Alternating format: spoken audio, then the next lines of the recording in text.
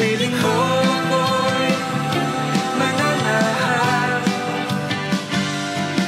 pagkat ikaw lamang aking kalakasan. Sa piling mo tagumpay ko'y naranasan.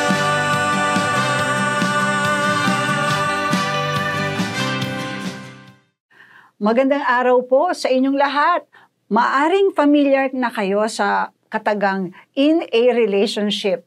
Kapag may malalim na relasyon, lampas na sa friendship, ito ang ginagamit yung lalaki na sinagot na ng babae. At pag proud siya, magpo-post siya ng in a relationship with Ray.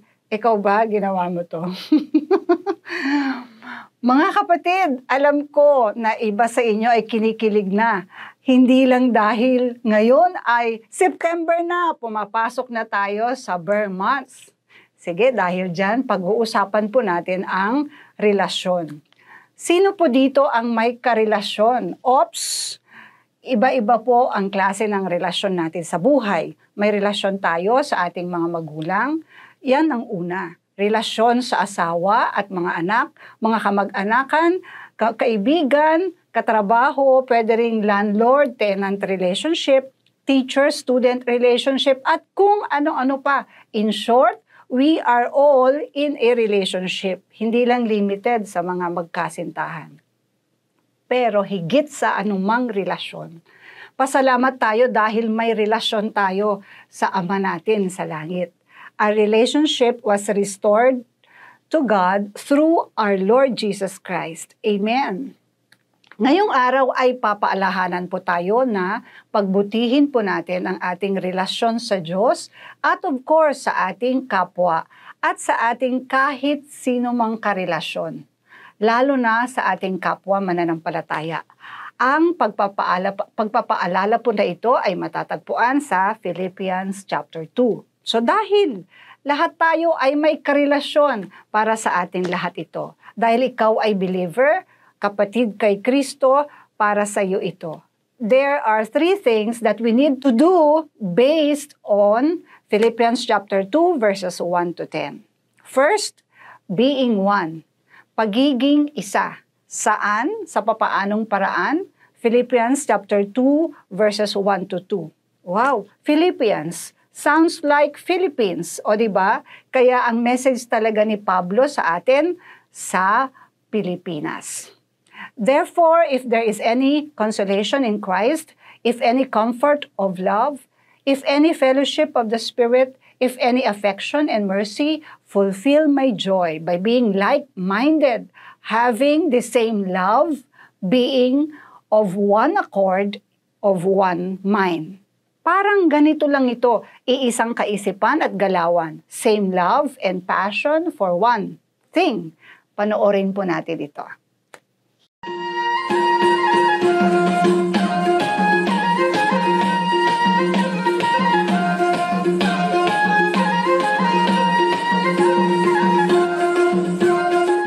Sa madaling salita, makisabay tayo, sabay-sabay ang hakbang para may mararating at maganda pang tignan ang nagkakaisa, di ho ba?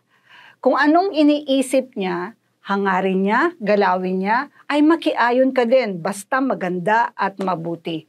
Kung anong love niyang gawin, same love, love mo din. In one accord, para ring isang banda, lahat ng instrumento in harmony. Kaya kung katabi mo ang asawa mo, pamilya mo, kaibigan, o ka-teammate, or ka-care group, pakisabi po sa isa't isa, same love, one accord, one mind, Philippians chapter 2 verse 2.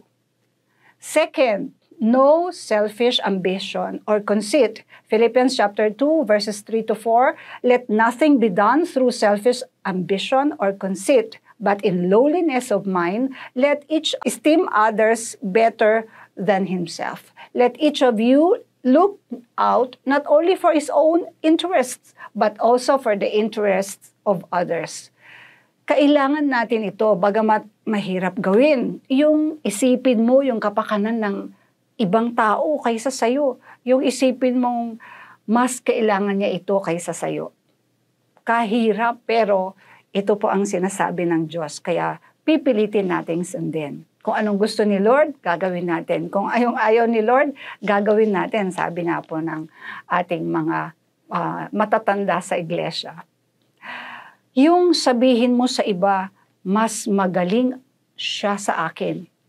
She is better than me. Pero syempre, balance naman po tayo. Ang sabi sa verse 4, let each of you look not only for his own interests, but also for the interest of others.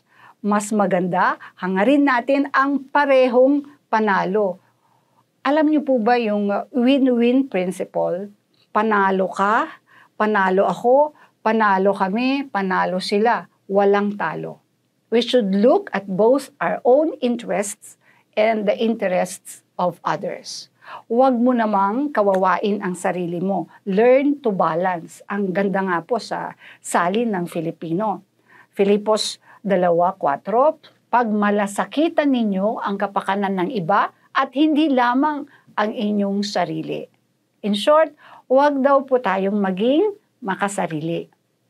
Third, like Christ, be humble. Philippians chapter 2, verses 5 to 8. Let this mind be in you, which was also in Christ Jesus, who, by being in the form of God, did not consider it robbery to be equal with God, but made himself of no reputation, taking the form of a bondservant and coming in the likeness of men. And being found in appearance as a man, he humbled himself and became obedient to the point of death, even the death of the cross. Alam niyo na po ang istorya ng ating Panginoong Jesus, the humblest man who lived on earth. No reputation, no entitlement, very servant, and became obedient to the point of death. Grabing example po ito sa atin. Kapatid, may problema ka ba sa relasyon mo ngayon?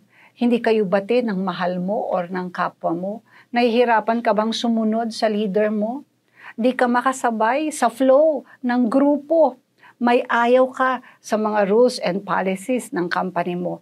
Nai-intimidate ka ba sa galing ng ka-teammate mo? Binabash ka ba sa low-key ka lang? Napikon ka na ba sa mga comments sa'yo? May conflict ka ba sa kapartner mo? Naasar ka ba sa nagbenta sa'yo? Na-frustrate ka ba sa output ng members mo?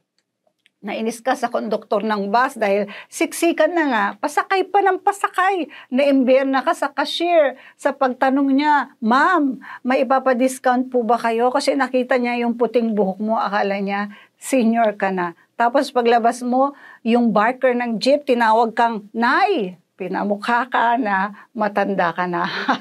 Sounds familiar. Sige po, alalahanin po ninyo ang salita ng Diyos sa mga taga Pilipinas, Filipos. Be of one accord, avoid selfish ambition or conceit, be humble. Unity in humility.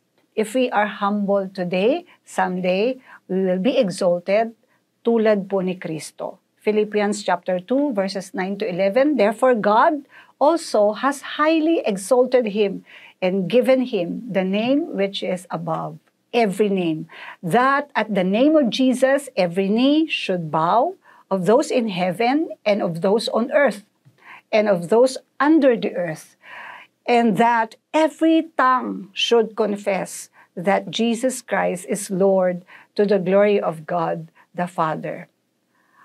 Alam mo, di mo kayang magpakabait at magpakabuti sa sarili mo at sa kapwa mo hanggat wala kang relationship kay Kristo. Establish mo muna ang iyong sariling pakikipagtipan sa Diyos. Bow your knees before Him and confess with your tongue that Jesus Christ is Lord. That's the start of your relationship with Him. At pag ginawa mo ito, congratulations, you are in a relationship with Christ. Then, God will teach you every day kung paano naman magiging mabuti ang iyong pakikipagrelasyon sa iyong kapwa. At nang sa ganun, pag tanungin ka, kung imumultiply ka or iko-clone ka, gaganda ba ang mundo? Makakasagot ka ng, oo naman. dahil may tama akong relasyon kay Kristo at may mabuti akong relasyon sa kapwa ko. Goods? Tayo po ay manalangin. Panginoon, alam ko ngayong araw, bukas at habang nabubuhay kami sa planet Earth, may mga challenges all around us. Tulungan mo kami na mapagtagumpayan ito. Tulungan mo, Panginoon, ang sino mang may problema ngayon sa relationships niya, na ito'y maging maayos sa pinakamadaling panahon. Sa pangalan ng aming Panginoong Hesus. Amen and amen. Hanggang sa muli, many thanks po sa pagtutok nyo dito sa araw-araw na pagpapala. Have a happy and healthy Monday, mga kapatid. Wishing you a very merry and peaceful Ber month sa inyong lahat. Salamat po.